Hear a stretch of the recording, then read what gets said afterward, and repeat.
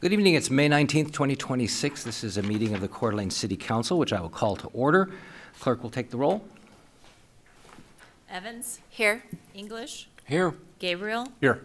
Miller? Here. Scheckler? Here. Wood? Here. Very good. Item B is our invocation. We have John Pulsifer from Interfaith CDA doing our invitation. Please rise. Our Father in heaven, we're grateful to be here this evening for the City Council meeting. We're grateful for this beautiful city that we live in. We're grateful for the mayor and for the council members for the time and the efforts that they put in to serve our city. We're grateful for our city staff and our first responders, and pray that each of these individuals will be blessed in their professional service and in their service to our community and in their homes and their family lives.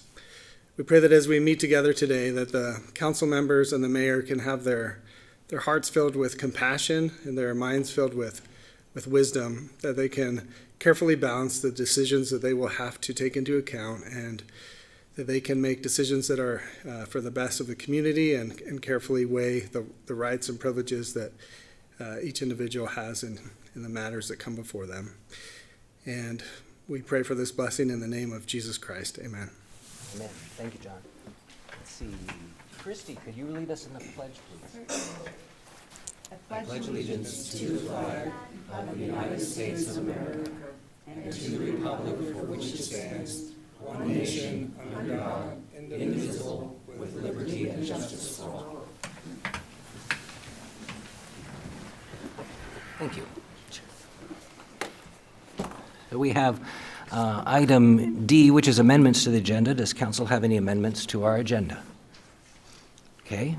We'll move on to item E, which is public comment. I have two people who've signed up on the public comment sheet. We have Virginia Tate.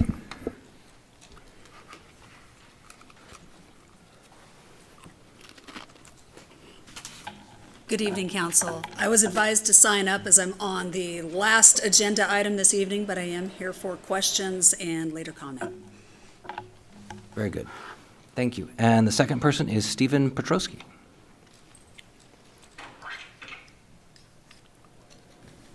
Good evening, council members. Ditto what she said. Very good. Thank you, Stephen. And Virginia, or Ginny, of course. Anyone else would like to make public comment? Very good. We'll move on to the next item, which is item F, council announcements. Any city council member have an announcement? Yes, Kenny. I'd like to, it's my pleasure to, and I haven't told him yet, but Chief Fugett's here, his second day on the job, and he's hit the ground and running yesterday, and it's great to see him here, and welcome. And Kyle, I didn't get the name, I'm sorry, Kyle Marine, another one of your folks got awarded, didn't they? Another example of your great water department and all the great things your staff is doing, so thank you very much for that. Thank you. Excellent. Thank you, Kenny. Kiki, please. Thank you, Mr. Mayor. I would just like to invite everyone to Coeur d'Alene's Historic Preservation Commission reception and awards. So this year, the 2026 Heart of History Award is going to be celebrating the community's grassroots effort that saved the historic Roosevelt School. So that will be May 22nd at 5:30 p.m. at the Museum of North Idaho, and they're asking that you RSVP, so you can contact the City of Coeur d'Alene, T. Clark at cdaid.org, or just give us a call and let us know you want to be on the list. Good. Any other announcements? No. Okay. We're going to move on to the mayor's comments, and I'm going to start with an obituary notice. We have a video to play as well. And I would like to say, please join us in extending our heartfelt condolences to the family of Donald E. Johnston, who recently passed away at the age of 97. Don served as the city's mayor from 1978 through 1982 and council member from 69 to 1977. In honor of his service, we've put together this video footage of his accomplishments while in the Army and to honor his service. Additionally, last year we were able to get some audio from Don, and we're not hearing the audio out here. It's not showing up on the big screen either. And you will hear his audio at the end of the video once we get the video playing. Looks like it's going out to TV land, but it's not coming in here. There it is. And we need audio. This is just like marching music right now.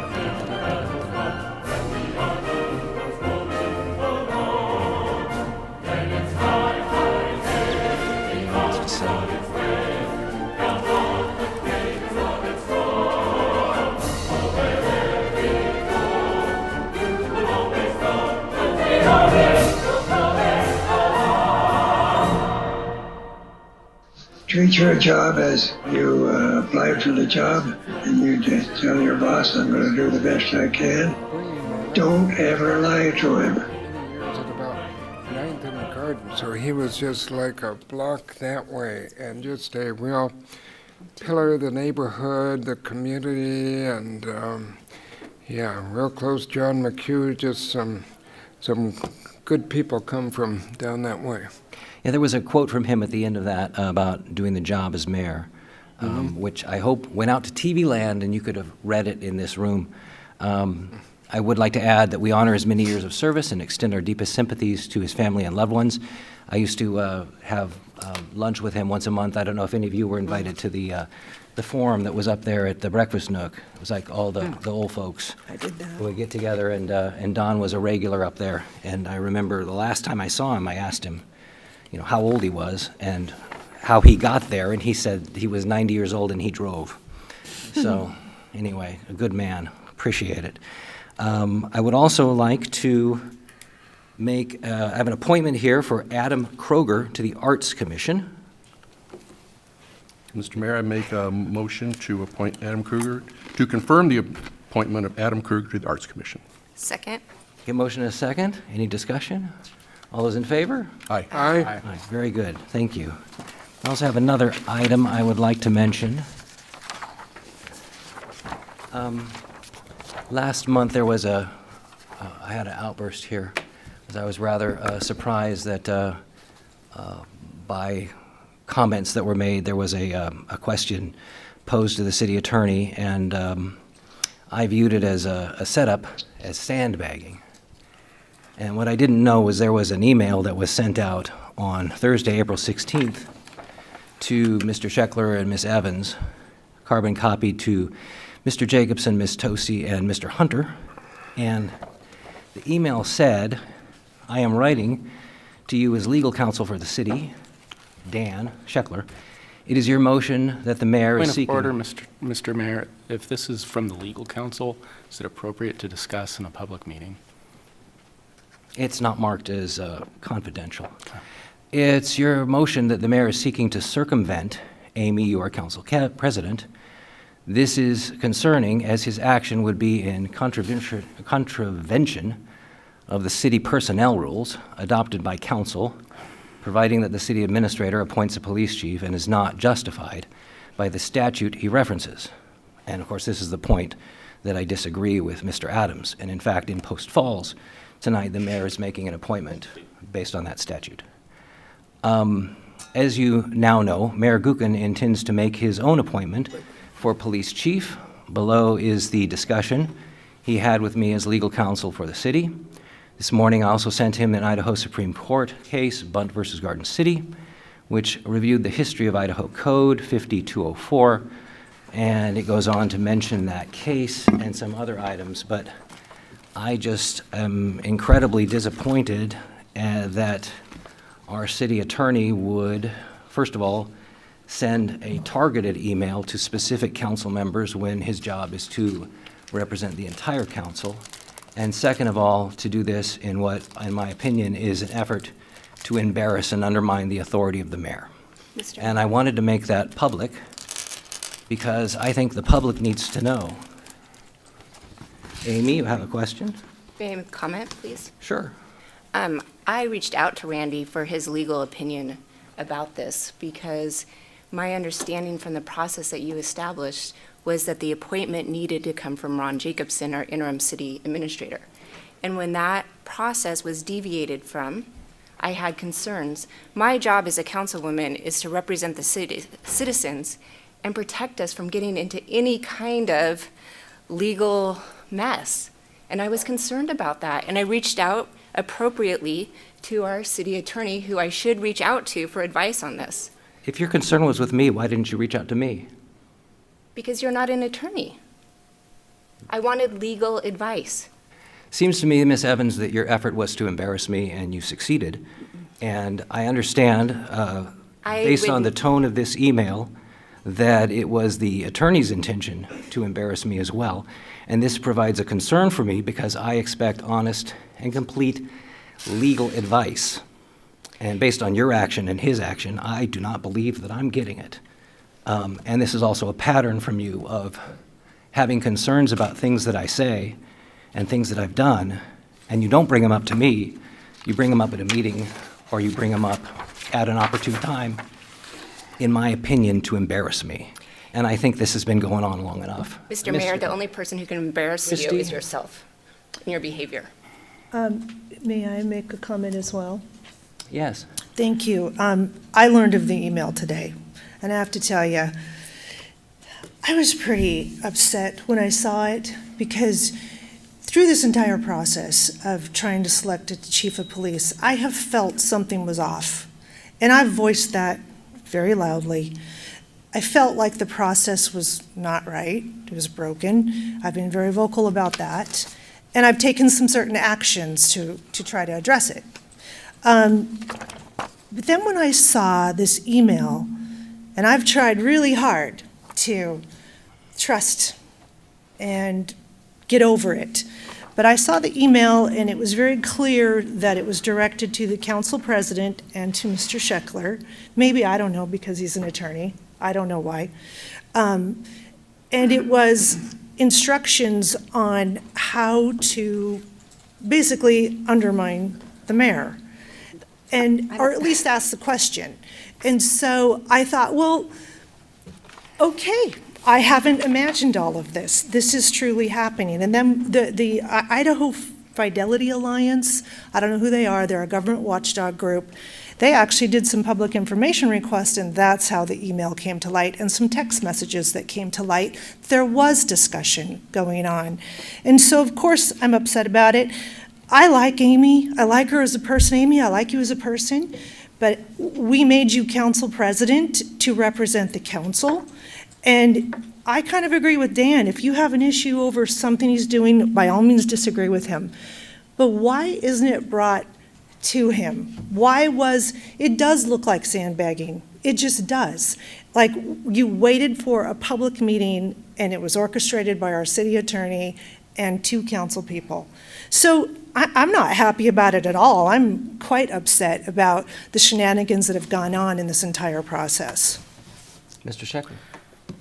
Thank you, Mr. Beacon. I would first like to raise an objection to the fact that this is not on the agenda and the public has not had an opportunity to know that this discussion is going to be had, nor has council been doing it. So when we're discussing things like orchestrating, this is an ambush where I was just accused by Councilmember Wood of orchestrating something by receiving an email from our city attorney. Actually, I thought you were included because you are an attorney. Okay. I don't know that you were involved. I thought I just heard you say that I had orchestrated something, and I don't think that's accurate. I think the city attorney... No, I think Randy orchestrated it. I have the floor. Oh, thank you. The city attorney sent me an email on April 16th, and he sent it also to Amy Woods. And he indicated in that email, the whole email wasn't read by Mayor Gookin, but he indicated in that email that he's writing, Amy, you are council president. And he writes to me, Dan, it is your motion that the mayor is seeking to circumvent.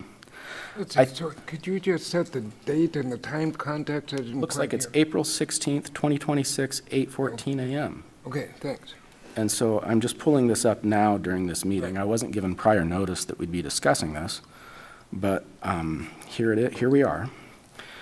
And it says, Dan, it is your motion that the mayor is seeking to circumvent Amy, your council president. And then he provides his legal analysis.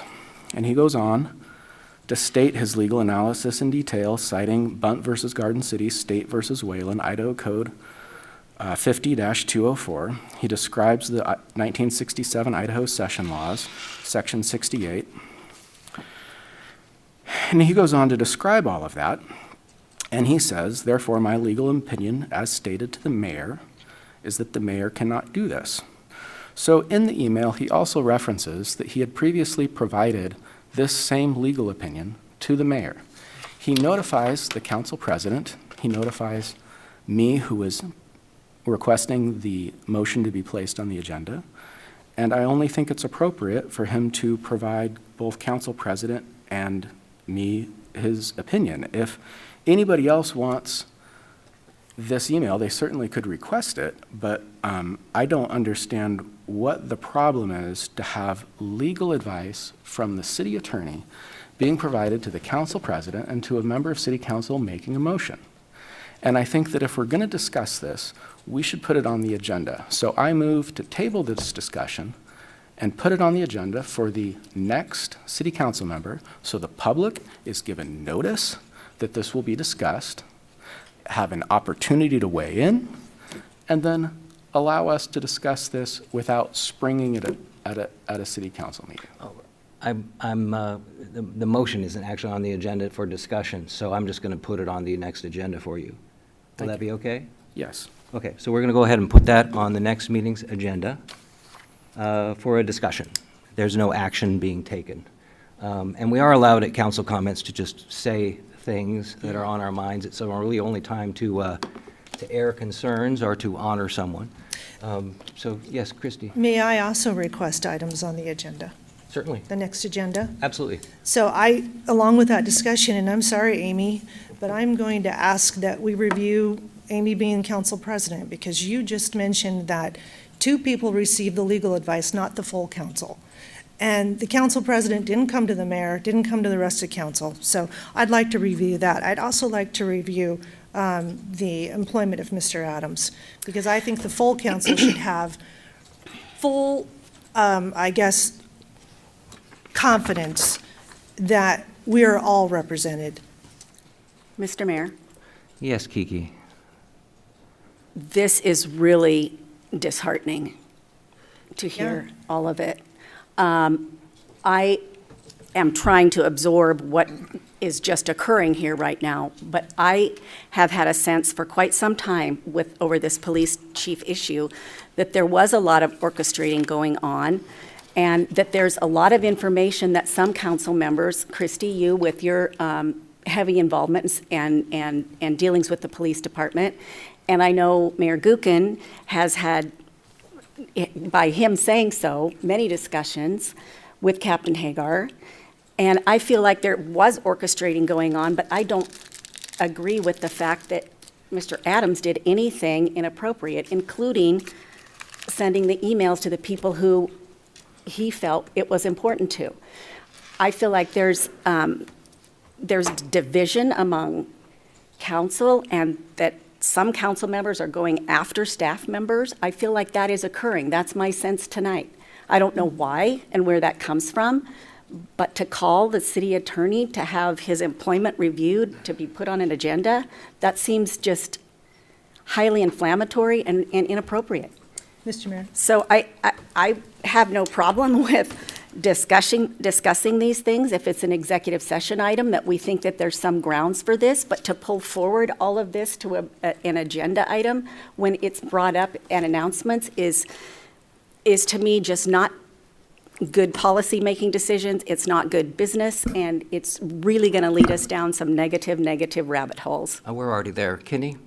I agree. I don't think we should put it on the agenda, talking about our attorney on just a normal agenda item. That has to be executive session. And what in God's name are we trying to accomplish here? I mean, what in the world are we doing? I just don't want to be the mayor with a city attorney who works to undermine my authority. And But what if he's not? What if he's not? Then we'll find out. He's just doing his job. We'll find out. The city attorney represents the entire council, and I believe it's extremely inappropriate to send out targeted emails. He should send out an email to all of you and inform all of you. And I want to say this, and then we're going to move on because we're going to make this a discussion But he item. replied to the 2 people who inquired. Excuse me? How is that targeted? Show me the proof that they inquired. I think they It just came said from they his did. office to So- undermine the mayor. I don't believe that to be true Now, I got to at tell you all. this. I don't exist for your approval, but I would demand that you respect this office. If you have an issue with me, you give me the courtesy of a phone call or an email. You don't do an end run around me and go to a man who I believe has demonstrated a contempt for this mayor. Mr. We're moving Mayor. on to the next item. I will continue to seek legal counsel from the city attorney, and I will include you in conversations, as I always have, except for that our monthly meetings have been canceled, so I don't know. We're moving on. Consent calendar. Mr. Mayor, I'll make a motion to approve the consent calendar as presented, including resolution number 26-036. Second. Motion and a second. Any discussion on this? There is an item in here regarding the 4th of July parade. I don't think anyone here is from the chamber, but that is one of the items, and it was up on the board, too. Any discussion? Okay, roll call, please. Gabriel? Yes. English? Yes. Wood? Yes. Evans? Yes. Scheckler? Yes. Miller? Yes. Motion has carried. Item H1 is resolution number 26037, approval of amendment number 1 in the professional services agreement with the Associated Underwater Services Incorporated for wastewater outfall maintenance services in the amount of $36,658.34. We have Mike Becker from the Wastewater Utility. Good evening, Mr. Mayor and council members. This evening, I would like to present the wastewater's request for amendment number 1 to an existing contract with Associated Underwater Services. We abbreviate them AUS for simplicity. And this is with regards to our outfall project. We have come before the council several times on our outfall project. Roughly, the outfall that we're looking at right here exists in the Spokane River. It was constructed in 1985. What you're looking at in the left-hand side is the picture of the outfall as it appears on the ground before we installed it. And the picture on the right is how we installed it.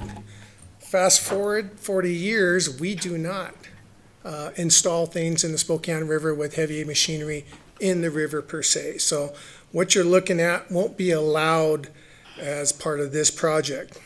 Our outfall has 10 diffusers, and what you see there are the diffusers, those cone-shaped objects on top of the green saddle on that 30-inch pipe. Our outfall has a discharge capacity of 11.9, and depending on the river elevation, can actually elevate up to 15.7 million gallons a day. Now, March of last year, we hired AUS to do an inspection. Their findings concluded that we had significant, what was called effluvial aggregation. What is that? That is sediment deposition as a result of the river flow.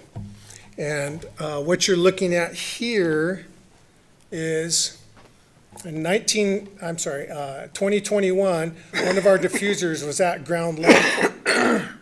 4 years later, we had the pothole around that diffuser to gain access to it.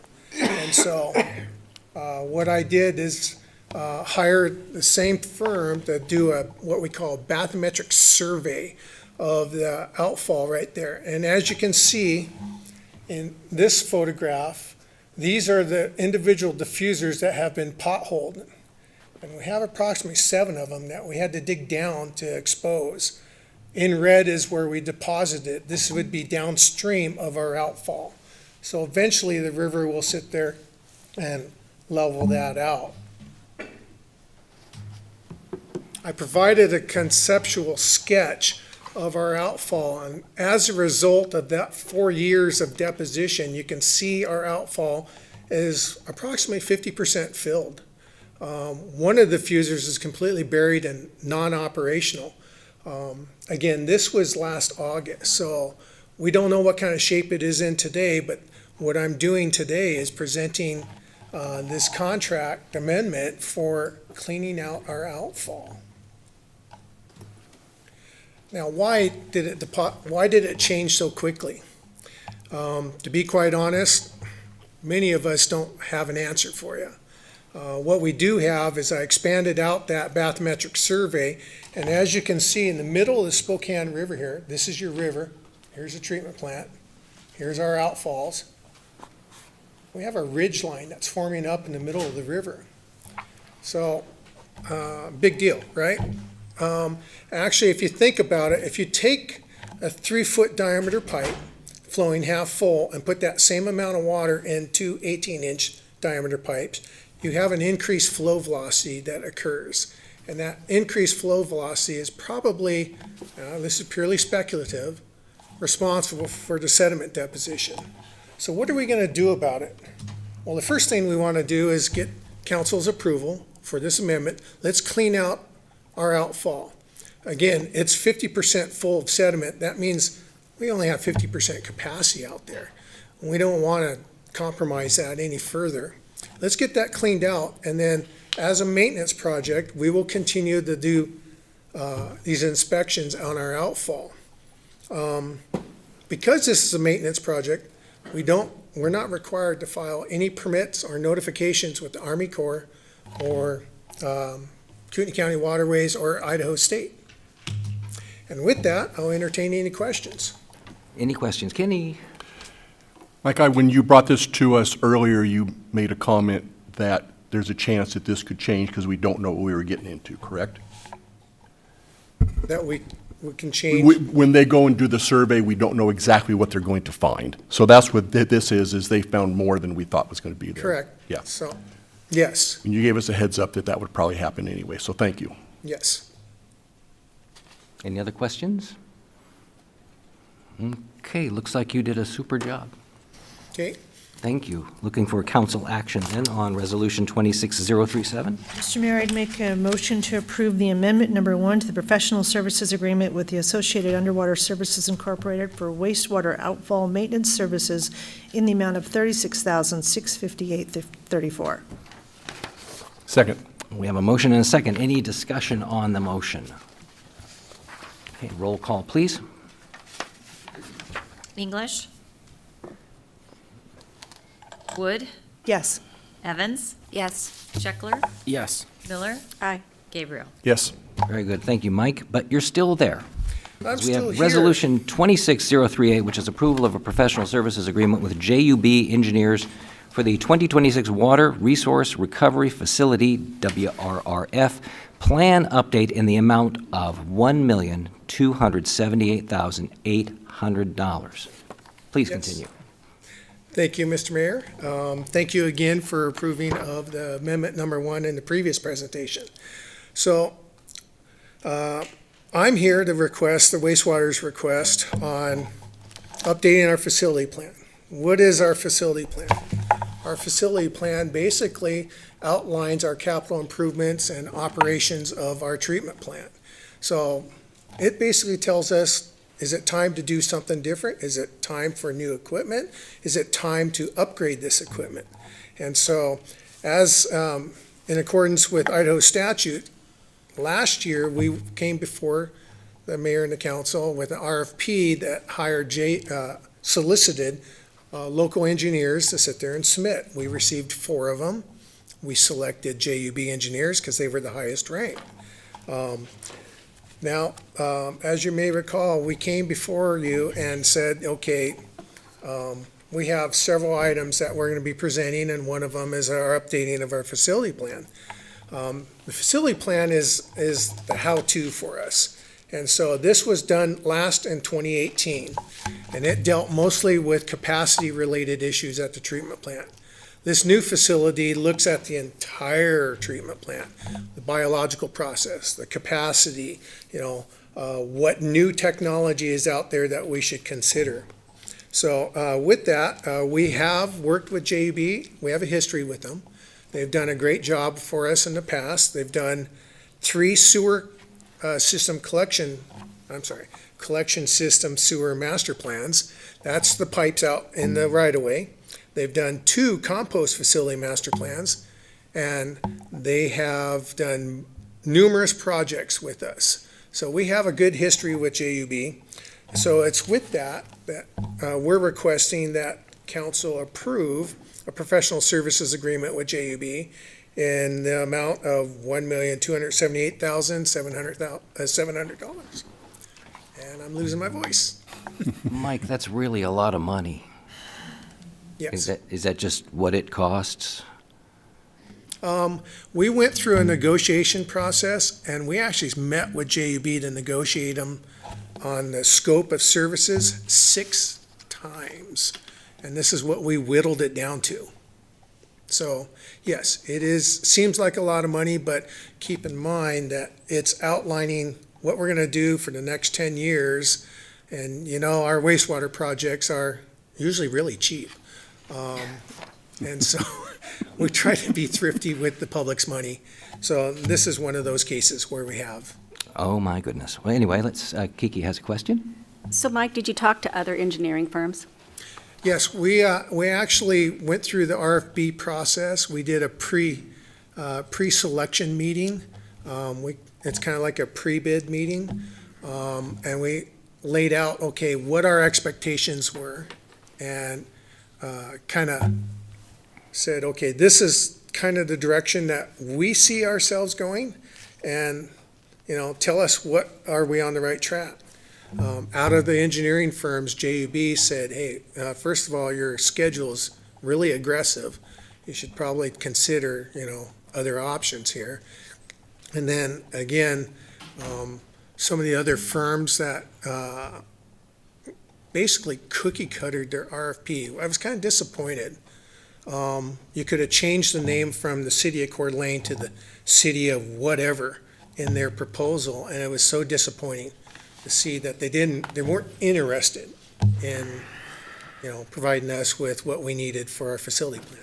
I just want to make sure that we're going out to other engineers to try to get the best services and the best bang for our buck. And I feel like we see the repeat of the same engineering firms often. So I just want to make sure we're being diligent there. Fair enough question. I think the firm that we reached out to the furthest, we received one from Seattle, one from Boise. I'm sorry, I don't have all their locations memorized right now, but I was quite surprised with, the turnout. We actually had two firms that submitted on this that were very thorough. Thank you. Any other questions? Big chunk of change here. Okay, thank you, Mike. We'll move on to a motion. Mr. Mayor, I make a motion to approve resolution number 26-038, approval of professional services agreement with JUB Engineers Incorporated for the 2026 Water Resource Recovery Facility, plan update in the amount of $1,278,800. Second. We have a motion and a second. Is there any discussion on the motion? Very well. Roll call, please. Wood, Yes. Evans, Yes. Scheckler, Yes. Miller, Aye. Gabriel, Yes. English. Yes. Thank you, Mayor Motion. and council members. Thank you, Mike. Motion is carried. Move on to item H3, which is Resolution 26039, approval of the purchase, you okay? Approval of the purchase of a 2027 dump truck from Kenworth Sales Corporation through the Sourcewell Cooperative Purchasing Program in the amount of $280,760 from Ben Martin, Assistant Wastewater Director. More money for wastewater, this time for a big Tonka truck. Correct. Thank you, Mr. Mayor, members of council. Thanks for your time tonight. Basically, coming to you for your guidance on how to replace our aging dump truck. So we have two dump trucks that haul biosolids from the treatment facility to the compost facility.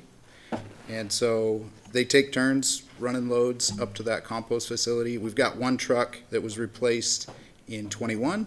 And the truck we're trying to replace is 13 years old, starting to show its age, and so we've budgeted for this replacement, and so I'm here to seek your guidance on that. So what we're proposing is basically a bigger truck. So the truck we're proposing to buy is a Kenworth T880 dump truck. It has 50% more capacity than the trucks we run right now. And so, as you recall, we're just finishing up our solids building improvement plans near the bike trail where the Dragon is. So that new building, it's a larger building. It's enclosed. So part of that project was to try to keep the odors in that building, keep them contained and treated. And the other part of it was so we could basically put a bigger truck in there so we have more time to fill that truck. So the benefits of the bigger truck, it buys our operators more time to go work on other projects. So right now they're stuck kind of babysitting the process of filling that dump truck. Well, this frees up a little more time for them to go help with other things throughout the treatment plant. Also, bigger truck, it's fewer trips to the compost facility, so kind of saving on road repairs, stuff like that, fuel. So this is what we're proposing, and this is the truck bay where we fill the dump trucks that was recently completed. So with that, a stand for questions. Any questions about the big truck? Kenny? Thank you, Mr. Mayor. Real briefly, how many trips a day? So it averages about 2 to 3 trips per day, 2 to 3 truckloads per day. So from that facility, Seems like a lot. it's a lot. Yeah. Yep. Thank you. Mr. Scheckler? About how many man-hours a day do you think this will save? Oh, good question. I would estimate 2 hours a day, at least 2 hours a day for an operator. So frees their time up to go help with other projects in the treatment plant, cleaning and maintenance items, so. Any other questions? So, does the truck just sit there and like get slowly filled? So, but it's not running the whole time? Right, yeah, it sits in this truck bay, and one of the improvements we made in this solids truck bay is a conveyor chute. So if you look at these plastic things hanging down, those are basically drop gates where the sludge can fall into different parts of the truck. So yeah, it just sits there, and then the operator can push a button and open gate number 2, let that spot fill. And with the smaller truck, this is actually the old smaller truck, they have to move that truck every half an hour or so. Really? So a bigger truck kind of frees up some of that time where they're not moving the truck back and forth. Good. So it is a dump truck? Yep. Because it dumps in there. I know that Mr. Anderson probably would have a better pun, but we'll save that for later. I'm looking for council action. Mr. Mayor, I'd like to make a motion to approve resolution number 26-039, approving the purchase of a 2027 dump truck from Kenworth Sales Company through the Sourcewell Corporative Purchasing Program, the amount of $280,760. Second. We have a motion and a second. Any discussion on the motion? No one wants to ride in the truck or anything? Okay, roll call. Evans, Yes. Scheckler, Yes. Miller, Aye. Gabriel, Yes. English, Yes. Wood. Yes. Very good. Motion's carried. Thank you, Ben. Thank you. Move on to item H4, which is resolution number 26040, approval of a contract with La Riviere Incorporated for the 2026 pedestrian ramp improvement project for $319,000. We're just spending money. $319,689. Staff report by Chris Bosley, our city engineer. Thank you, Mayor and Council. If you remember, a while back, we brought to you a contract with HMH Engineers to evaluate our ped ramps on projects where we had recently done an overlay.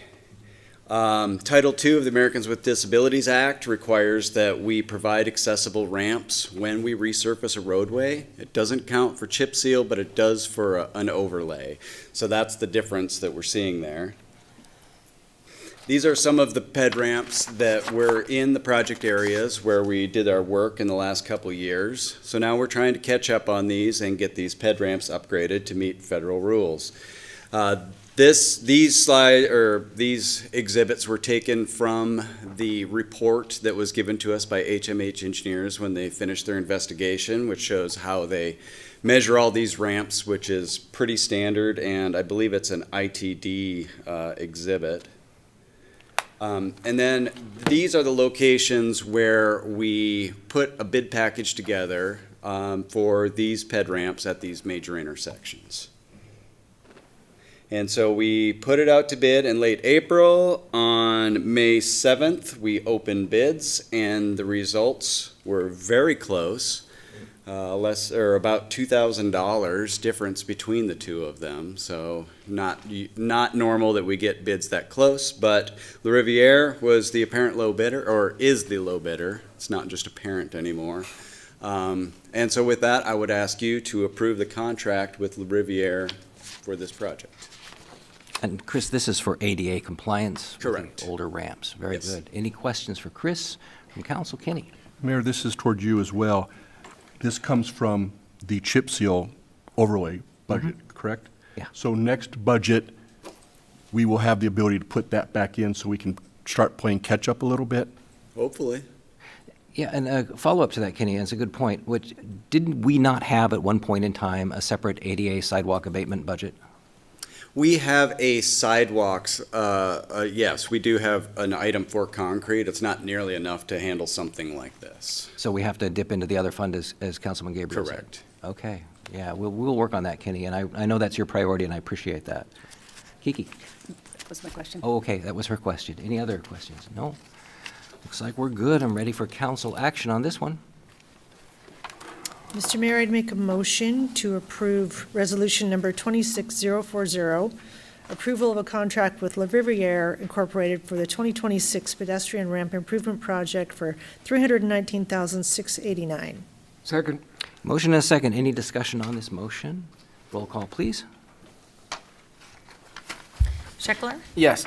Miller, Aye. Gabriel. Yes.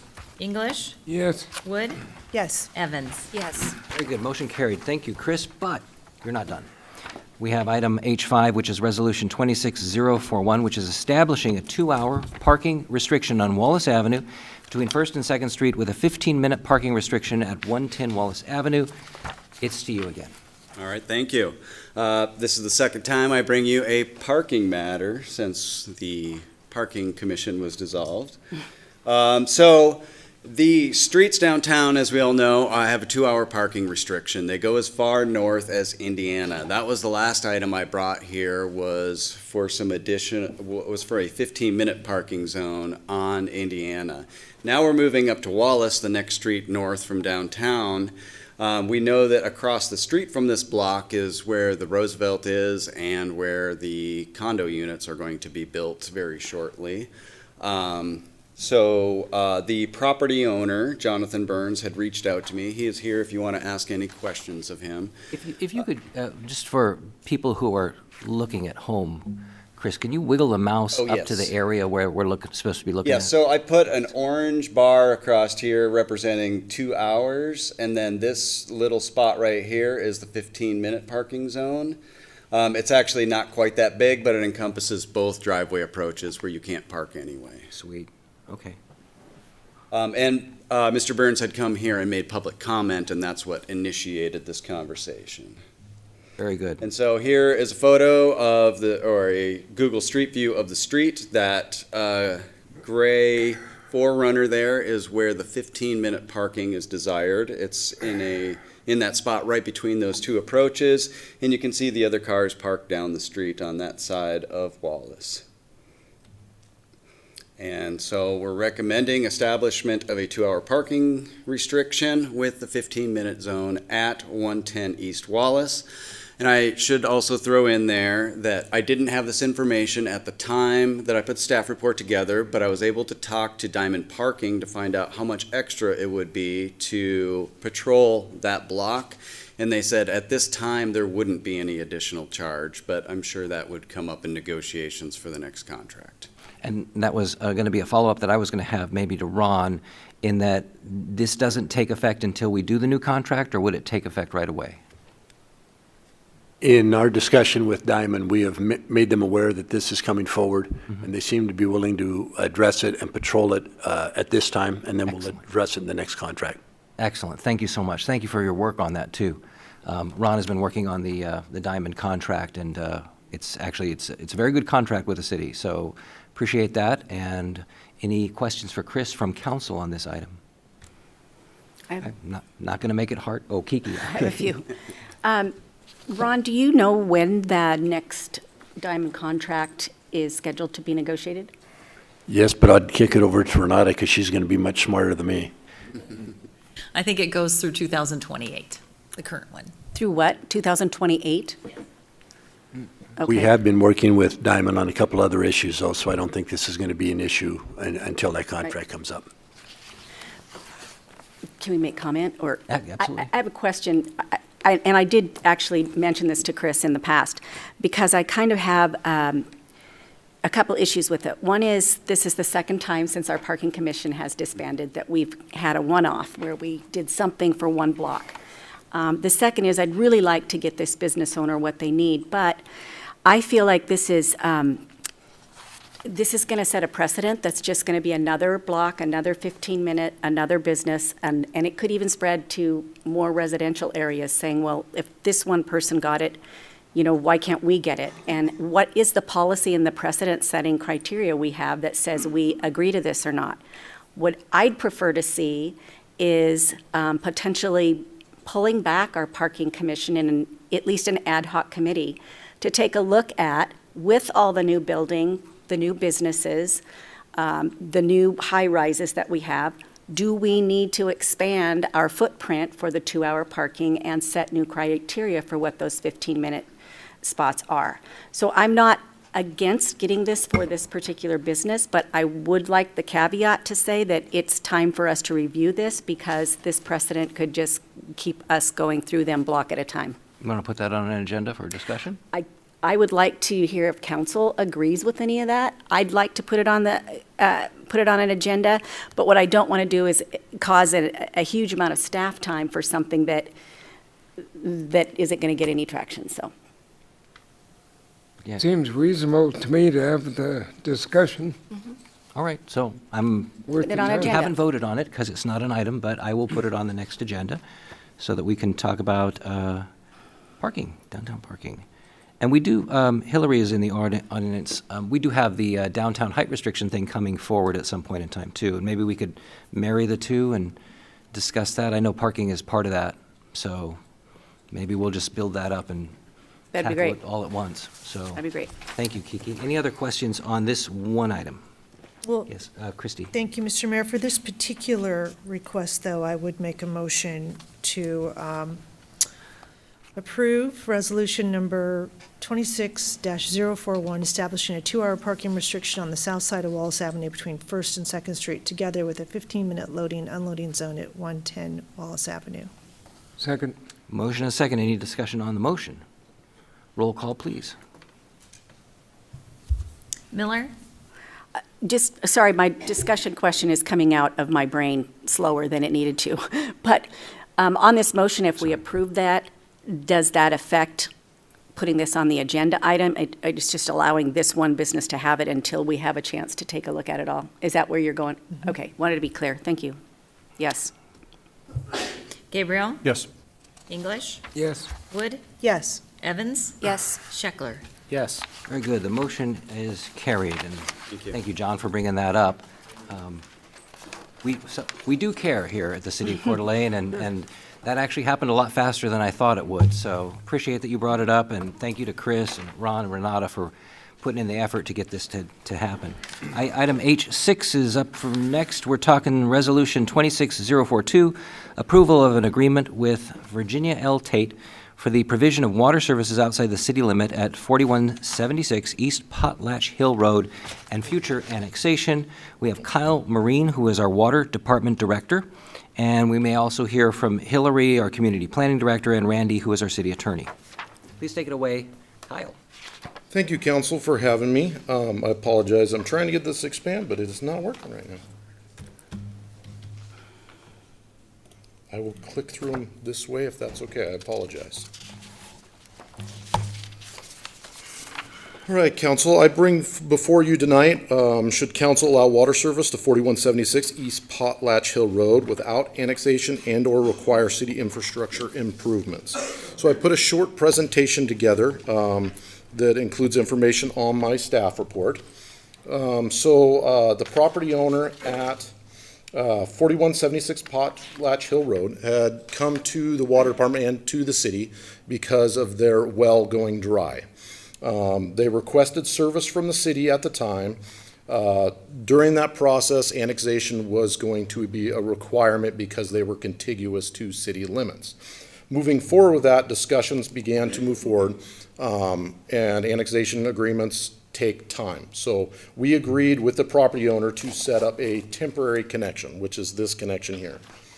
It is a hydrant on a fill station that goes across with a line that goes up the house that serves the property in question. Fill stations are mainly designed for construction purposes or temporary water. With the annexation agreement, took some time to go through and discussions went back and forth. Unfortunately, we couldn't come to an agreement. Fortunately, the fill station did not freeze the winter. The property owner took good care of the fill station to where it did last the winter, but we had a light winter, which was fortunate.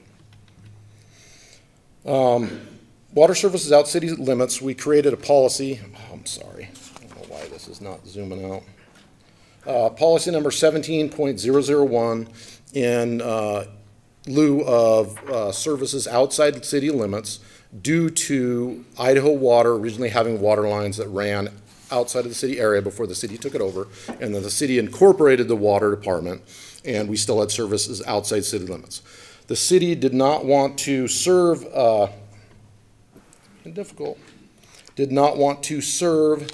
water outside city limits for any type of growth unless they annex in the city at the time. The city came forward, or requested from the water department to create a policy to bring forth and allow services outside city limits under certain conditions. So the outside city limits policy was created. It was updated in 2017, and this is a brief description of the policy. And it still won't zoom. A brief description of the policy that explains the rules that we put forth and council accepted. Excuse me, can I ask a question real quick? Yeah, go ahead. Absolutely. Kyle, do you know when this policy 17.001 was first created? I believe it was originally created in 2005. And then it was updated in 2017. Thank you.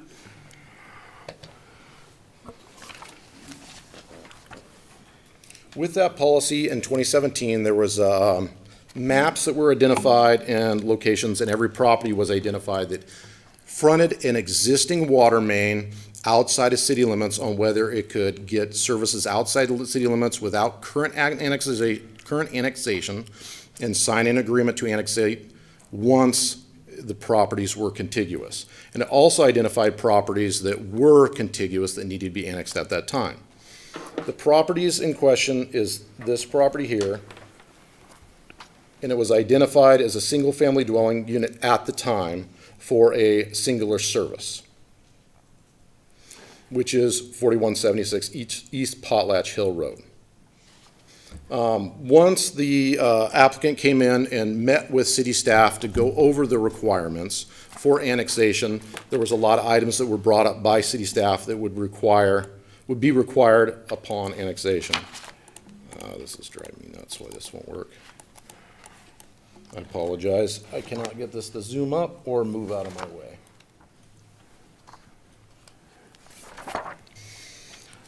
With the water system, ultimately this does not affect the water system. We have the capacity and the availability to serve the parcel with water. The concern with serving the parcel water without requiring annexation is that additional properties may come forward, causing issues in the future for annexation. We've got the water department's requirements here. I also got the fire department's listed that was sent to us by them.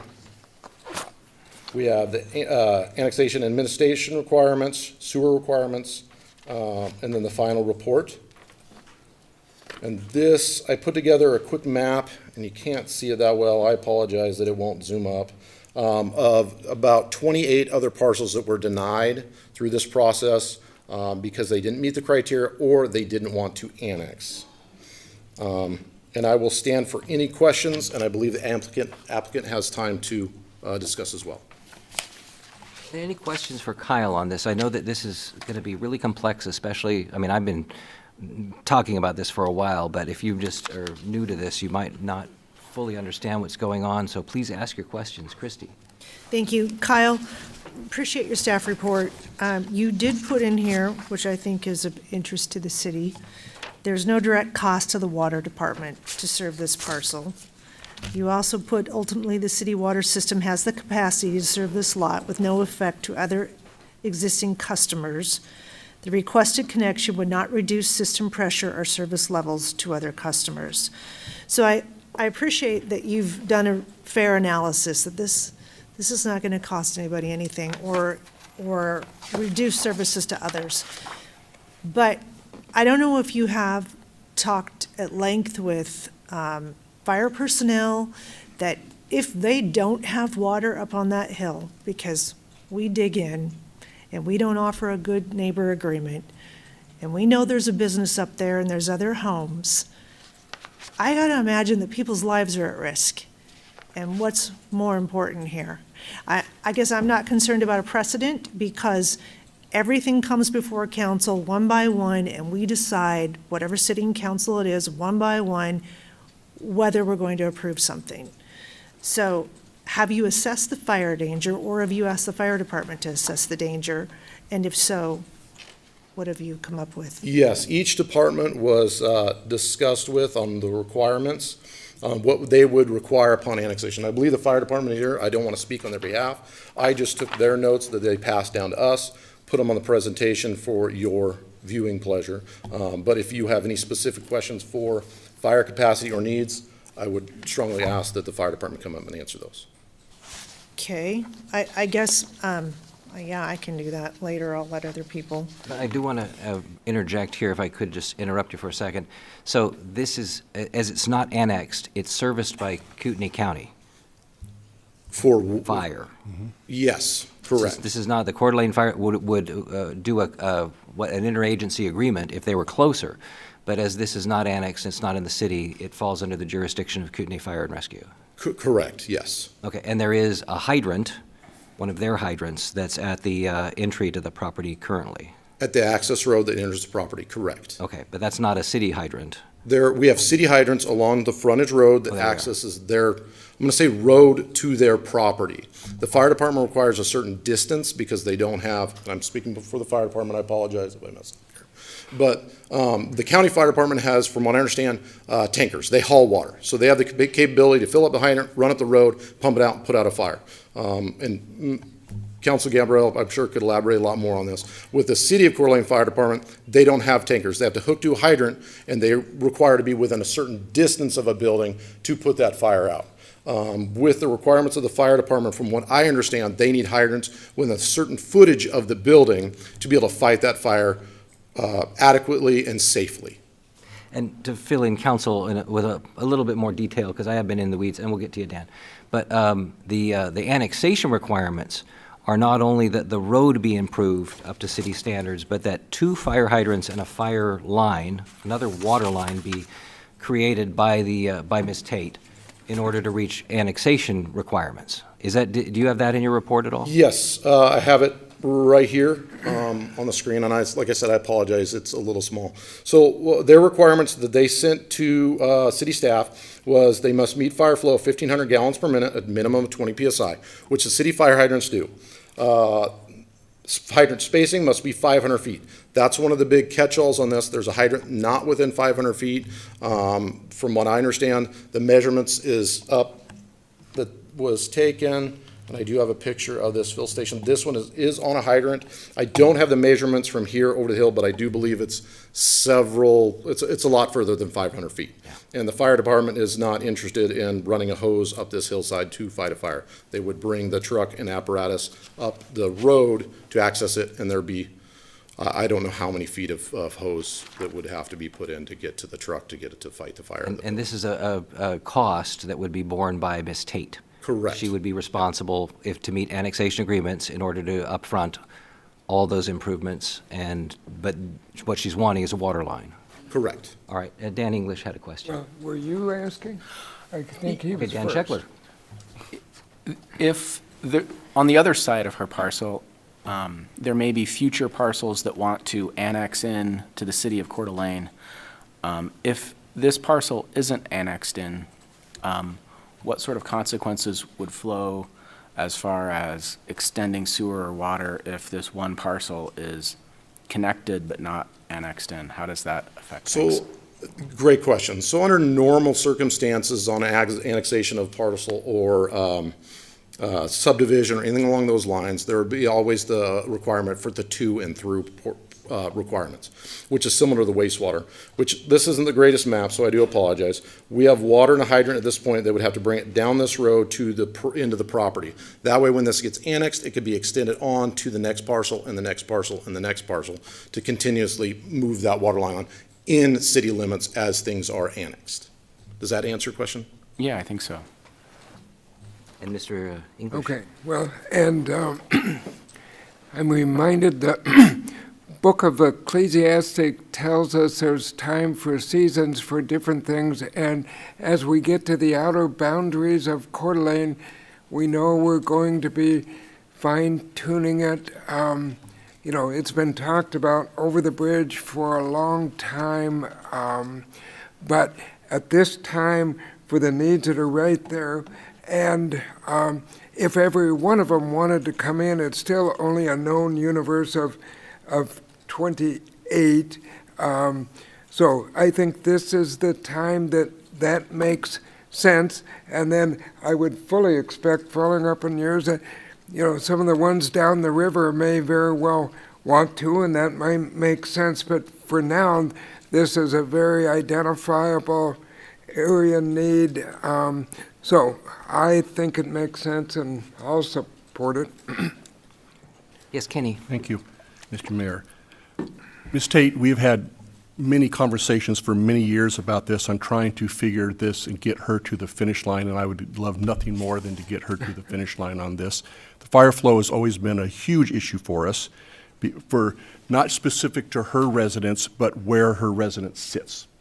We've done fire smart programs up there that have tried to cut down the vegetation in the hopes that any wildfires up there wouldn't be as big as they would be because of the mitigation work that we've done.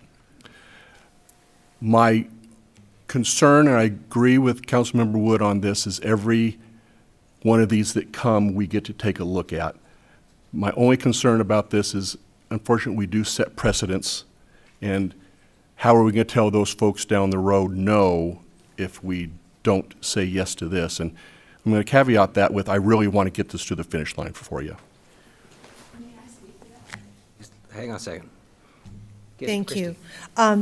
Thank you, Kenny. I think that the difference here is the history. And there isn't anybody else up there that has gone through the history that the Tate family has of trying to get appropriate water to their property. Of no fault of Kyle, he's just the latest person in the chain of city employees that this got kicked down the road and kicked down the road. And when you look at the expenses that the Tate family has gone through to jump through this hoop and then that hoop, and then the goalpost changes a bit. And I mean, frankly, it's gone on for decades. And what they're asking for now is just allow a good neighbor agreement, get them the water that they need. If we don't allow this, they don't have water at all. That is not good neighbor, and their parcel abuts the city on 3 sides. Again, some of these things are just common sense decisions. You take them case by case. I think that the Tate family has more than earned a good neighbor agreement with the city of Coeur d'Alene. Yeah, English. Well, just to follow up on Kenny's too, yeah, we would look at case by case, and normally when we look at things, you know, we start out kind of neutral, but in this case, I don't think it's neutral. I think it's, you know, somebody would have to make a very good case of why we shouldn't approve those future ones. So, again, yeah, The future makes sense, what? I'll be supportive. Kiki, you have a question? I'm just trying to digest what the future holds here. Because we look at this long road where the to and through is not going to be there if we do the good neighbor water because it's not going to come up through the road. Is that right? Correct. So then anything up that road is, what do they do? Is it going to be up to the developer to go backwards to connect down? It would be, yes. So we're kicking the can down the road, not for the Tates, but for the next property owner. And so they're going to be in here saying, we want to plat out this 20 acres now, and we don't want to put the water line all the way down to the main Potlatch Road, probably. So we're all okay with that, that's the situation? I'm just kind of batting around the crystal ball of planning, and Hillary, do you have anything to weigh in on that as far as has there been any discussions of any other potential options through this decades of negotiation that could address that problem? Good evening, Mayor and council members. So we have had a few meetings with the Tates last fall to kind of figure out how we could help them with this scenario, and the fire service has been the biggest challenge. And so I think the Good Neighbor Agreement that's before you this evening does have in there the provision that they would have to agree to annexation if a developer adjacent to their property, or if the city extended water service down Potlatch Hill Road. I think those are the provisions that we came up with that would at least ensure that there would be the opportunity for other properties to be developed in the future. It's definitely a challenging situation with the infrastructure, and we did discuss the concern about having the fire lines, the water lines along a road that isn't within the city, so it's county road, and so that was something that we had a couple of different iterations of the agreement that we had discussed with Ginny and her sons. Thank you. So, Kyle, if council moves forward and allows this connection, then what happens to the policy? Good question. We'd have to look at the policy, and if we wanted to change the policy or keep it as is, and if somebody wanted to contest the denial of their service outside city limits, it'd have to come to council. The probability of that, I would think, would greatly increase if it was approved, which is a concern. You have properties on Blackwell Island that are interested in connecting. I prefer not to add services over there because capacity is an issue, which that one might be an easier one to deny, but you have areas that are just outside city limits, parcels that don't want to annex, just to not pay the taxes so they can get the city services. It's a good question. We'd have to look at the policy a little harder. Yeah, and that was, and Kiki, you kind of alluded to this earlier with parking, in that, we go ahead and we say this is allowed, and we've all of a sudden said, well, we made an exception to our policy, which means those 28 other properties you referred to can look at that and salivate and say, wow, we could just take this to city council. Now, granted, they don't have the history here, and that's really important to me, is that there is history here. I think the biggest problem that Ginny Tate has is that she has a spine and she's standing up for herself, and government hates that. They want you to go away, and that's why they do the things they do. Hopefully you'll back down and go away and make things easy, but Didn't no, you you just didn't. tell the other guy that we really like business, we really like to help people? I mean, But- did you just tell him that we really like? Hopefully, we we're don't want you to go changing, away? and Oh. we're showing a new leaf. Okay, But in the case of keeping up. Miss Tate, and if you read her narrative, you would find out that there was a lot of stuff going on that normally a typical person would probably just say, you know what, I'm going to give up. And I hope Mr. Burns wouldn't give up if all of a sudden we gave him the runaround, and we didn't. So the fact that Kyle's here, that this is coming forward, that we are given the opportunity for council to make a decision on this, is, I think, it's a step in the right direction. This is a breath of fresh air for Miss Tate, which she hasn't had in a long time. So but my point to all this was basically, if you want to see it again and you go forward with this, and my opinion would be to go forward with it, then brace yourselves. Just heads up. Christie. Thank you, Mr. Mayor. I would just say, I think Councilwoman Miller asked a great question. When was the policy enacted? And long before your time, Kyle. So, but it was enacted in 2005, updated in 2017, but the Tates have been dealing with this since the 80s. And well-documented effort to comply and get some water up there. So I'm not concerned about a precedent at all, because no one is going to have this kind of history to come along with their request like the Tates do. Dan English? I think we can read a room in the interest of things, and then I would make a motion to approve Resolution 26-043, approving of an amendment. Oh, no, that's the, okay. To approve Resolution number 26-043, 2, approving an agreement with Virginia L. Tate for the provision of water services outside the city limits at 4176 East Potlatch Hill Road and future annexation. I apologize. I would like to ask a quick question on whether you're approving a connection or you're approving annexation without the requirements. Okay, so The good neighbor. where did we go sideways? The good neighbor agreement. There were two options. Oh, I didn't see that. So it's the good neighbor agreement, I believe, is what we've been You talking know what, about. I'm going to withdraw mine for right now. Somebody else who's prepared with that. Approving an agreement for the provision of water service in the future, so is that "and" there, does that mean that's an option in the Yeah, so, proposed motion? and I apologize. So it's, you can approve connection. I guess council's got the option to do whatever they want realistically, but you can approve connection without annexation or approve the good neighbor policy where they're required to annex at a later time at the council's discretion.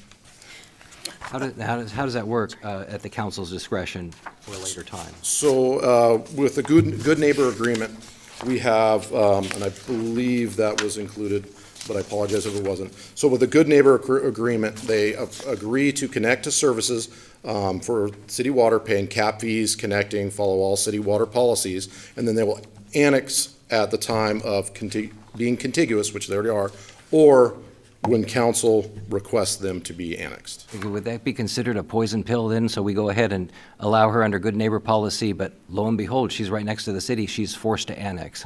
Great question.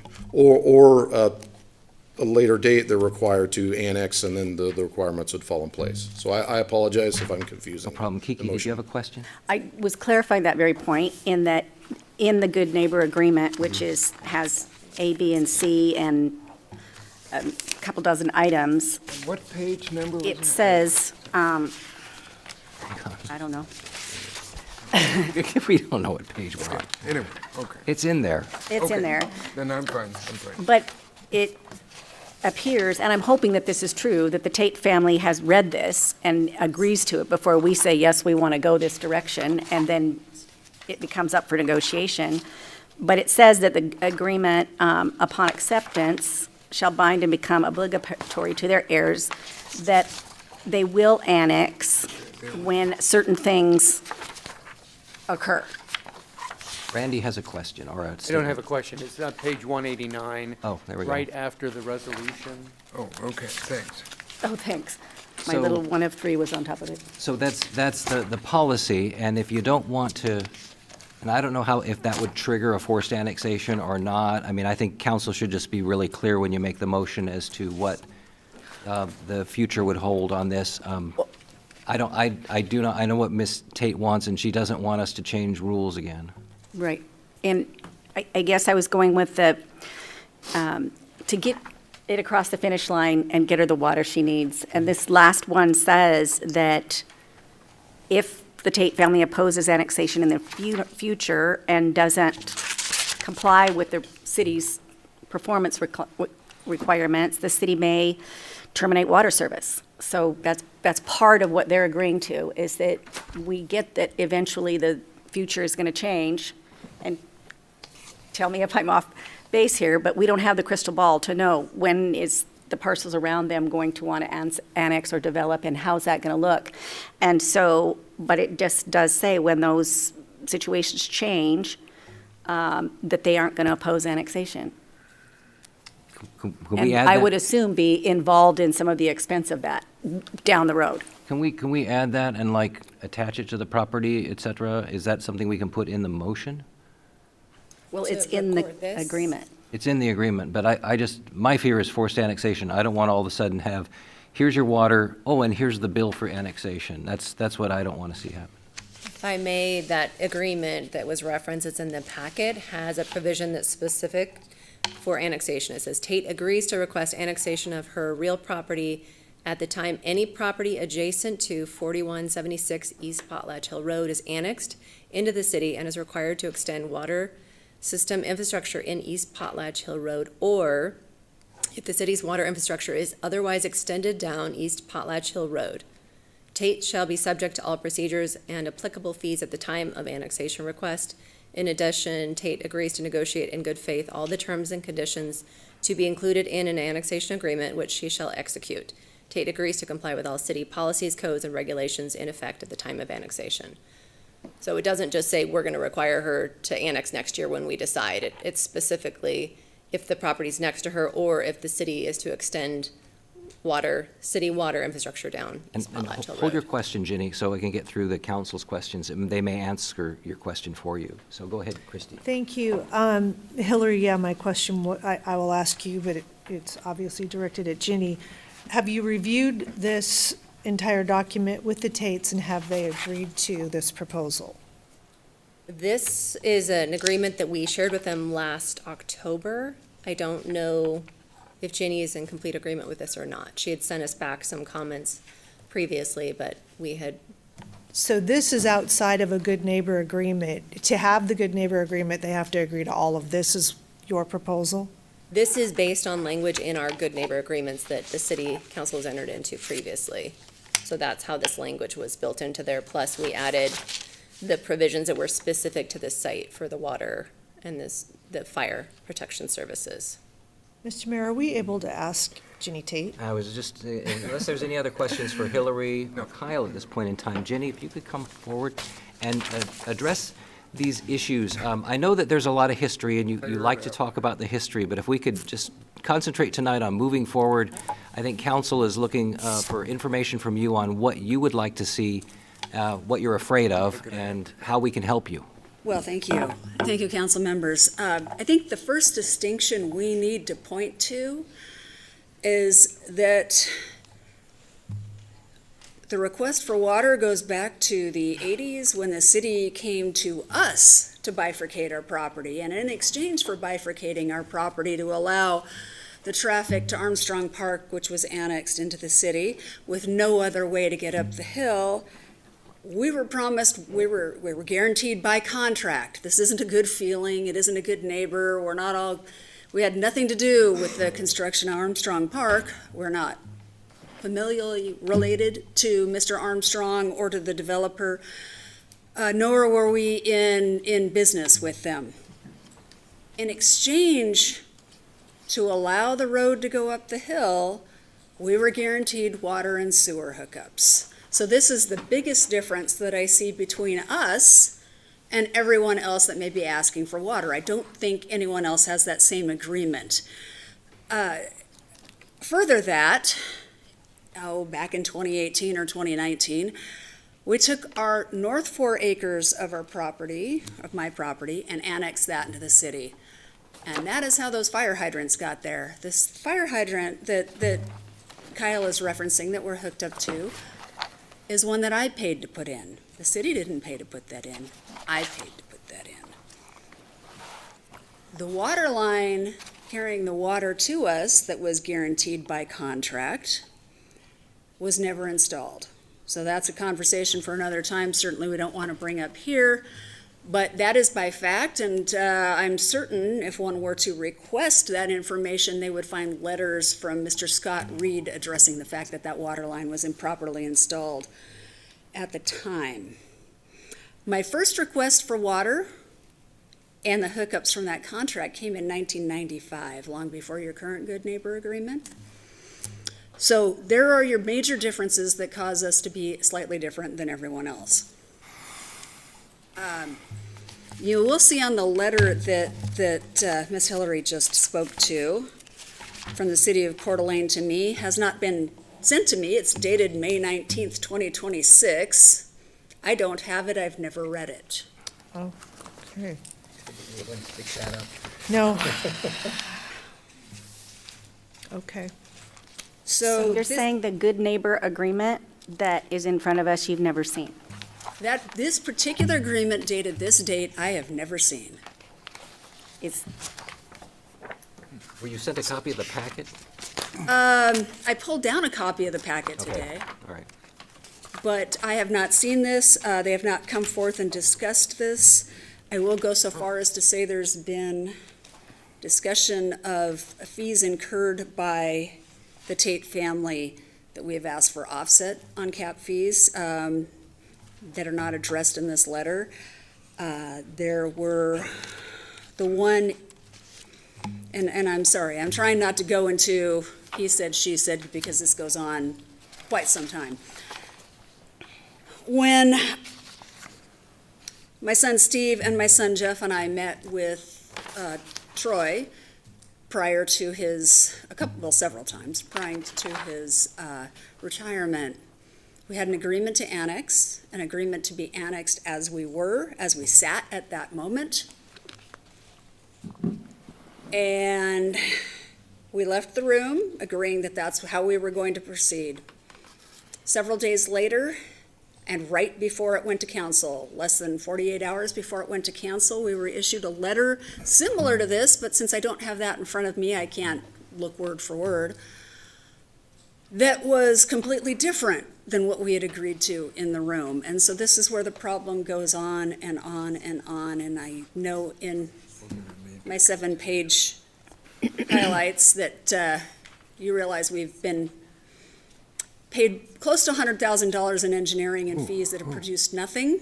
Because Ginny, every time we get that far, Mr. the Scheckler has a goalpost question. changes. Is this related to what she's talking about? Yeah, Mr. Mayor, I think that with this good neighbor proposal that she has not seen, I think we need to postpone this till the next council session, give her an opportunity to review this and propose changes so that we can see what she is proposing that may be consistent with this or inconsistent with this, so that we can try to get this past the finish line.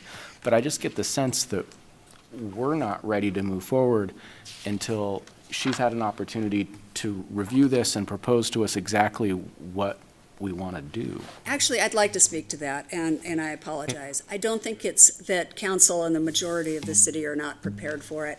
I think that this is what happens every time we come forth, that there is a surprise, a twist, a turn right as we reach the finish line. And what we are asking for this evening is to complete our good neighbor agreement and take that water hookup as it is complete. I think this is just, once again, the same thing that always happens, and that has happened since I have come to the city since 1995 to try to cure the contract that guaranteed us water and sewer lines. And as I did note in my memo to the city, that the sewer lines are in there properly installed. It's the water line that was not properly installed. I have put out an incredible amount of money to cure that on my end, but I am not a municipality. And one of the things that was in packets is that I permanently abandoned any hope of trying to hook up to a well, that I abandoned any well right, not just abandon my well, which was required to do the city hookup, but to abandon my water right altogether, and then hope I get a good neighbor agreement.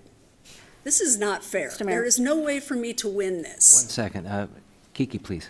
I just wanted to say one thing, in that it isn't uncommon for previously discussed agreements to come to a packet like this with the date that the mayor's going to sign it, should it be approved. So I don't know that this, I'm not saying that it is or isn't. I'm just giving you some plausible reasons why this could be the same verbiage you've seen before, but it does have a current date on it. And I think where Councilor Scheckler was, is that if you're saying that you've never seen this and don't agree to it, we don't have the ability to take action on it. Actually, one that they sent me several months ago was similar to this, and obviously I don't have it side by side for line item by line item, but the city has failed to come back and discuss the changes. And when I had a quick legal agreement, or legal counsel review it, there were several items that needed to be discussed and confirmed or cleared up. And city failed, they refused to discuss it with us. Let me put it that Another way. question That's for the you, nicest Ginny, way I can say it. from Dan English. Yeah, I hopefully, maybe you could, if there's something we could give tonight, I think we should take action on anything we can, and then we can follow up on details. But with this much time, money, energy, you need to come away with this from some certain, and we want to too. What would you really like to walk away from here tonight, and what could we haggle out later? What would be nice to walk away from here with tonight would be to agree to complete the install underground so that there's no damage to the fire hydrant, complete that action while there is long-range planning going on. And I'm sorry, Mr. Scheckler, or Councilman Scheckler, you're new to this one. The real problem, and I want to go all the way back, apart from the issue with the water line, if you go farther back than that, it goes back to the highway district. And the real problem here is the highway district. So, if you're familiar with Potlatch Hill Road, where it turns into what we'll call the unimproved portion, we call dirt, that was acquired from my grandmother in 1955 with East Side, well, and it was before it was East Side, probably Coeur d'Alene Highway District, I don't know. The Highway District took it for the reason that it was going to have an egress on the hill, a second egress at Silver Beach. Since then, that's been kicked down the can, and Eastside's saying not only can they not improve the road and won't improve the road, but they won't put in the second egress because ITD raised the freeway. So this has been a constant finger pointing. I have been to more Eastside Highway District meetings than I have been to City Council meetings. And while we've discussed this several times, still more with Eastside Highway District. Eastside Highway District is the reason that the road can't come into the city, which is the reason why the water line, which we paid for all the engineering, the big water main to come up the unimproved road to put the fire hydrants in, Eastside is the reason that that's not in there. So this is going to be years in the resolution, I'm afraid. It's not something that can happen overnight, but unfortunately we do need the water connection to be complete to prevent issues within the city's water system and still allow us to flush our toilets and wash our dishes and our clothes. Dan Scheckler. Thank you. I want to get you the good neighbor agreement that you need. What I have before me is the good neighbor agreement that was proposed that you haven't seen. And what I'm concerned about is I'm a lawyer by trade, so what I think of an agreement, I think it's words. It's the terms and conditions contained in the document. It's the commas, it's the paragraphs, it's everything in the document.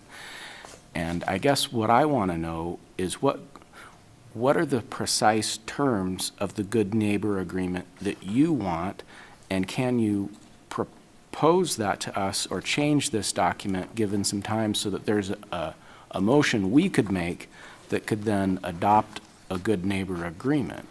I mean, I just don't want to adopt a good neighbor agreement that's in front of me if it's not the good neighbor agreement you want. Certainly, and I appreciate that.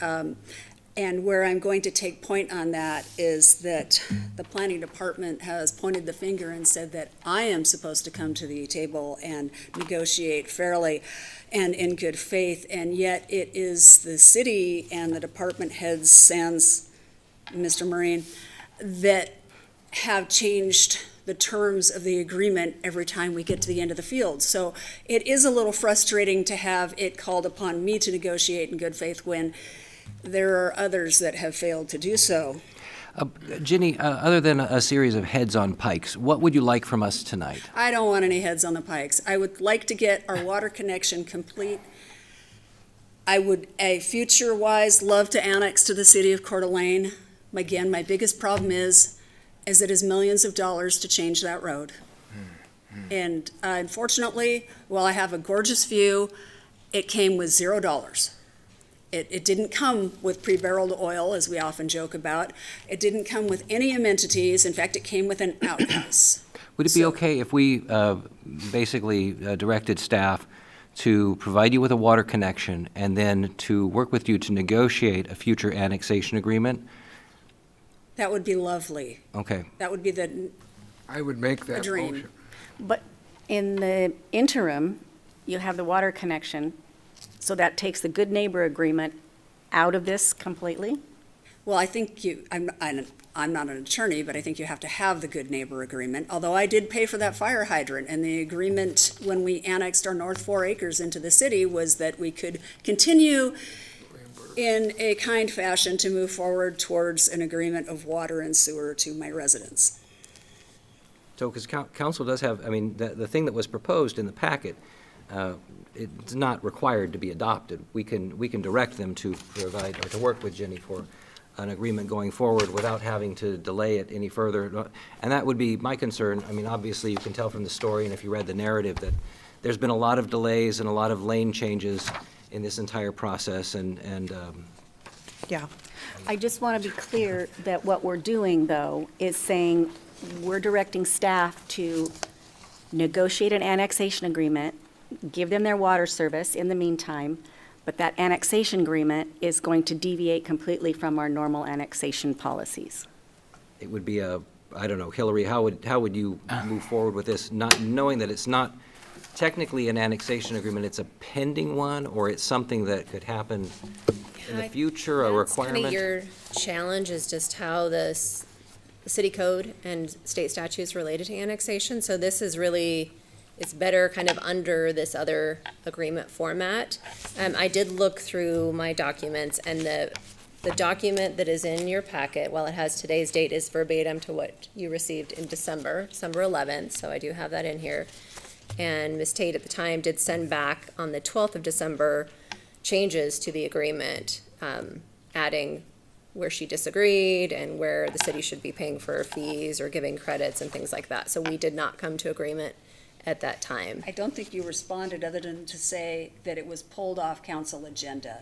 No option to discuss it came forth after that point. I kind of remember that. We did have meetings since then with the mayor, with you as well, so, and Troy, just to kind of work through what is the path forward, because we were kind of at that impasse. But I'm not sure, it's probably, Randy might want to speak to what kind of Yeah, we want to make sure we're not going to agreement, make up something that's because we need some kind of agreement probably to provide the water service. The good neighbor is the best format we have, but it sounds like we may need to work through some of the provisions of the agreement language. Mm-hmm. But I don't think an annexation agreement is going to work. She's not ready to annex. If I could wave a wand and have if I could wave a wand and Eastside Highway District would fix the road and bring it up to code, we wouldn't be having this conversation. Mm-hmm. And Troy did bring Ben Weymouth from Eastside Highway District, the director, into a meeting with us where Ben explicitly said when someone died on the road, they would consider fixing it. So that is Eastside's position. Actually. Yeah, it's And government. so you can see that this isn't, and I guess I'm trying to make it clear, it is not something that I have not tried to deal with. I've been from county to Eastside to the city for 30 years. Yeah. As well as when things really get fun, they throw in Panhandle Health District. So it has been an incredibly educational time, which has cost it a great deal of money. But ultimately, I can't disagree with Hillary that we're at an impasse. I can't put down this water main that I got to pay for the engineering for, down the unimproved road because it belongs to, well, the county, to Eastside Highway District is actually who it belongs to, or under their maintenance, who refuses to do anything about it. Yeah, and this is why, I mean, I admire you for not giving up, because most people would just basically say, to heck with it. So, but Dan Scheckler does have a question. The email you responded back to her where there were some changes or some suggested changes to the language of the good neighbor agreement. Yes. Would you be willing to share with us what those changes were? I'm afraid I don't have that in front of me. I mean, I'm happy to share it with you at a later date, but I don't have it with me. I wish I could answer that question. Kiki. Mr. Mayor, as a follow-up to that suggestion, would it be a feasible plan to have staff sit down with you, draw up in that good neighbor agreement where the sticking points are with each of your possible resolutions to those, and let council view that in a staff report? This has My happened multiple concern, times. we've Right, been but down this road it's got to before. get to an end eventually. We do. So I'm kind of like, I'm afraid, Ms. Miller, I've been down that road before, and as I read the staff report today, it didn't reflect properly some of the discussions we had, or at least half the room's interpretation of what was discussed. And meanwhile, all the concessions are asked to be made on my part, when, in fact, I've already did my part. I already annexed my North 4 acres. I already paid for a fire hydrant. That fire hydrant is less than 250 feet from any structure on my property. Although, you know, I understand the firemen don't want to run a hose down the side of the hill, but it is, in fact, less than 250 feet from my structures. I am geologically cannot change where the road sits, because that's the way the land lies. I don't know. I don't know how we could come up with something that sticks into the future, and I certainly did not say I did not want to annex, and that is exactly why I have a problem with this staff report. It says I refused, or I didn't want to, or I changed my mind. I never changed my mind about wanting to annex.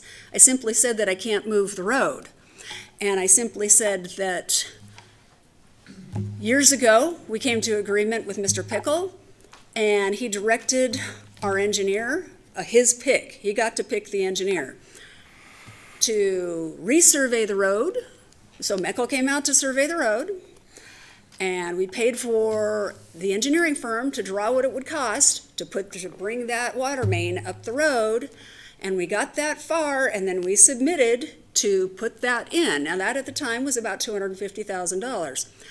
To get the install done at the time. Only to send a request to Mr. Tymeson and Mr. Pickle to have it turned down.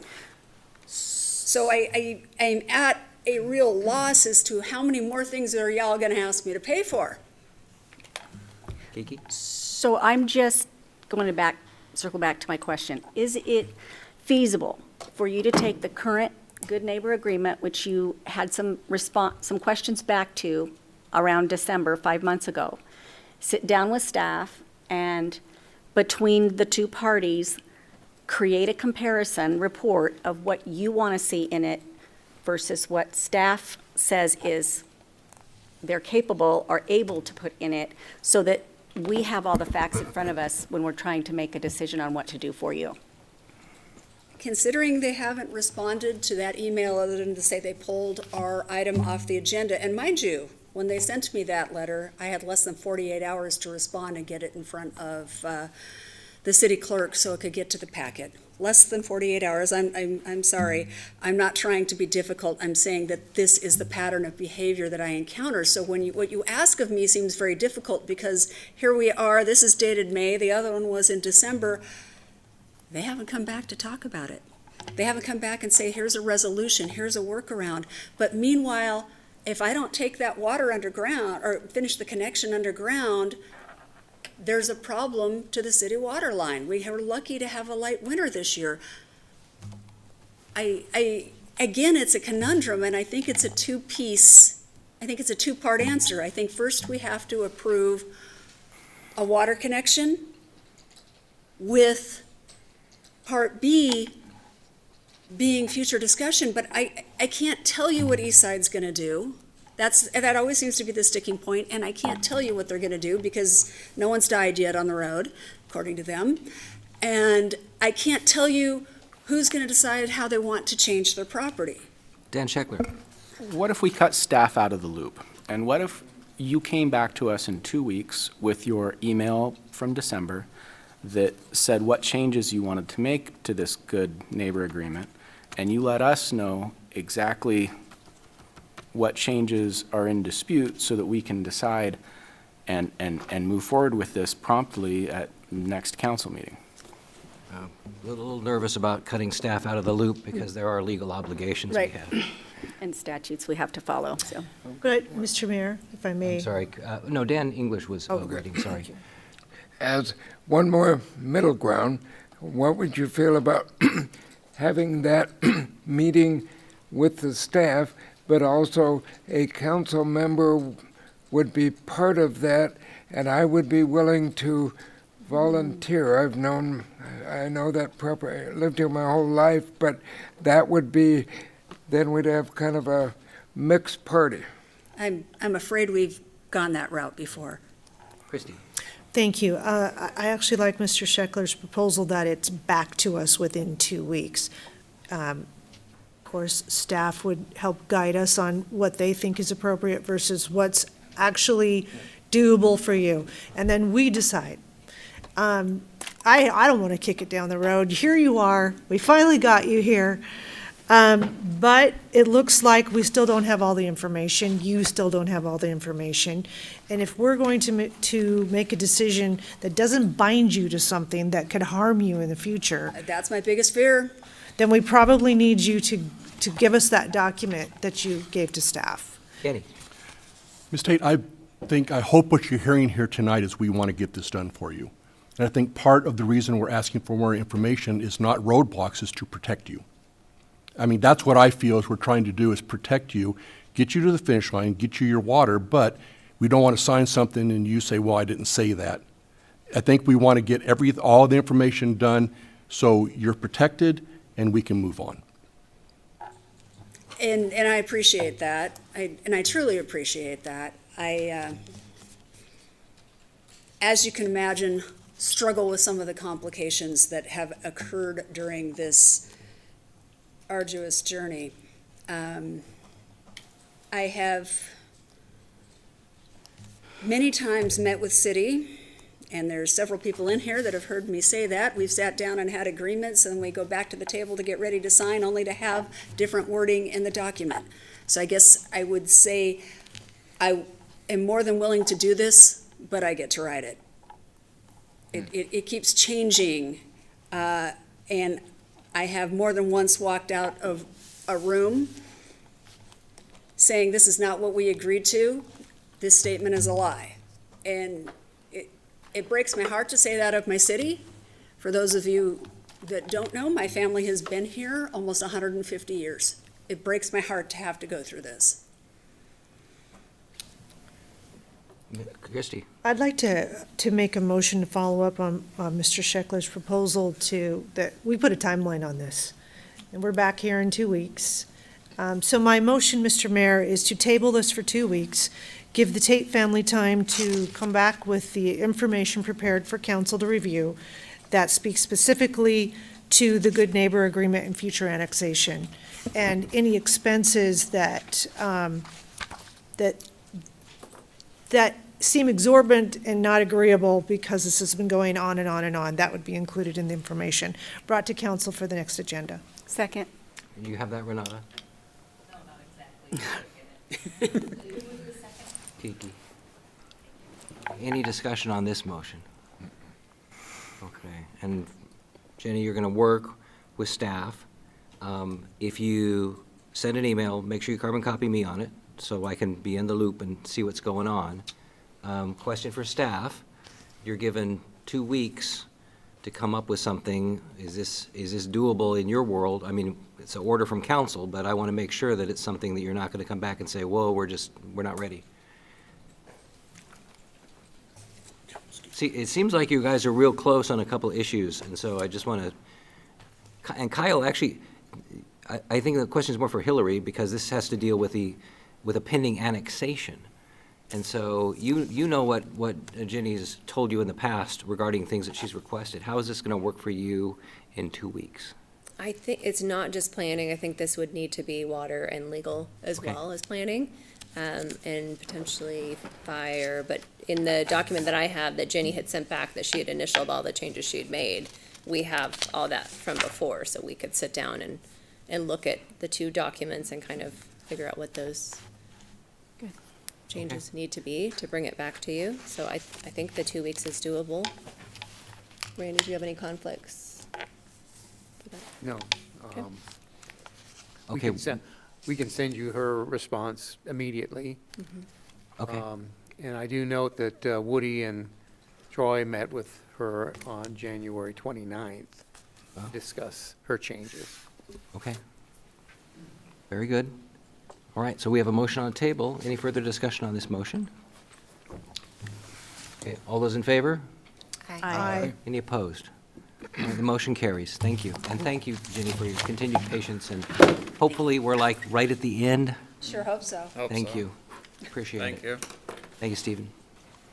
All right, we're going to move on to item H7, which is resolution number 26043, approval of an amendment to the collective bargaining agreement with Local 710 regarding Article 8 entitled Staffing. Staff report by our interim fire chief, Bill DeRuyter. Bill.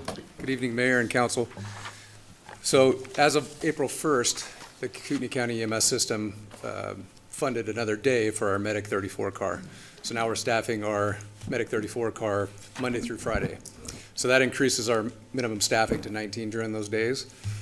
KCMSS has also agreed to staff or to fund Medic 34 as of October 1st for the full 7 days.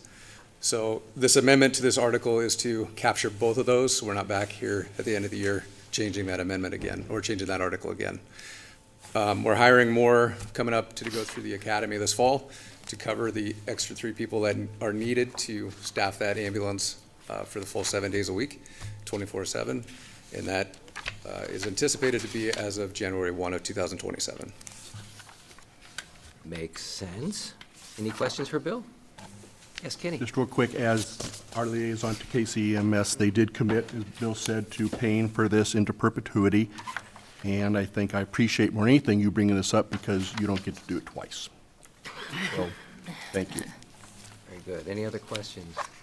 We'll look for a motion. Mr. Mayor, I would make a motion to approve Resolution 26-043, approving an amendment to the collective bargaining agreement Local 710 regarding Article 8 entitled Staffing. Second. Any discussion on this motion?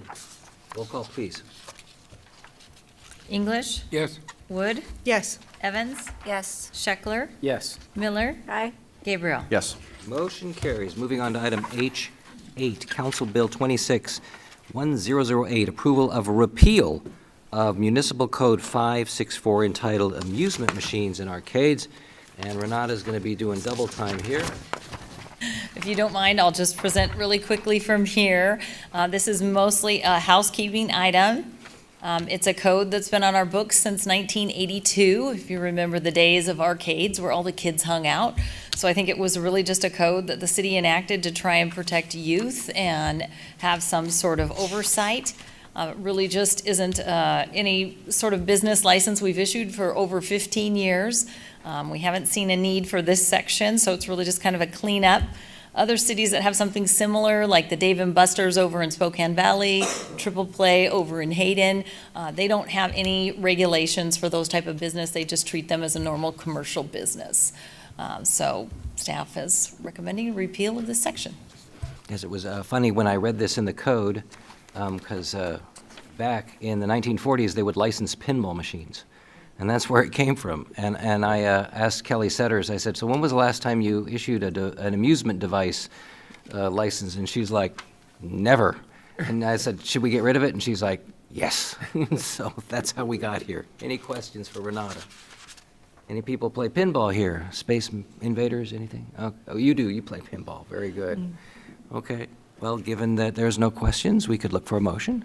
And this is a code amendment, so we have to start with changing the rule. I would make a motion to dispense with the rule and read Council Bill number 26-1008 once by title only. Second. Okay, motion and a second. Any discussion? We'll do a roll call. Wood, Yes. Evans, Yes. Scheckler, Yes. Miller, Aye. Gabriel, Yes. English. Yes. Motion carried. Clerk will read the title. Council Bill number 26-1008, an ordinance of the City of Coeur d'Alene, Kootenai County, Idaho, repealing Coeur d'Alene Municipal Code Section 5.64 entitled Amusement Machines and Arcades, repealing all ordinances and parts of ordinances in conflict herewith, providing a severability clause, and providing for the publication of a summary of this ordinance and an effective date thereof. So we'll now take a motion to adopt the council bill. Mr. Mayor, I move to adopt Council Bill 26-1008. Second. Any discussion on the motion? Very good. Roll call. Wood? Yes. Evans? Yes. Scheckler? Yes. Miller? Aye. Gabriel? Yes. English? Yes. Motion carried. We're off to item I, which is an executive session. We'll look for a motion to enter an executive session to communicate with legal counsel for the public agency to discuss legal ramifications and legal options for pending litigation or controversies not yet litigated but imminently likely to be litigated. So moved. Actually, you have to read the I have to read what you just read. This is a All reading. right. I make a motion to enter into executive session pursuant to Idaho Code 74206, Section 1F, to communicate with legal counsel for the public agency to discuss legal ramifications and of legal options for pending litigation or controversies not yet being litigated but imminently likely to be litigated. Second. Motion and a second. Any discussion? Roll call, please. Evans? Yes. Scheckler? Yes. Miller? Aye. Gabriel? Yes. English? Yes. Wood? Yes. Motion is carried. We are in executive session. Thank you. Okay, 5 minutes.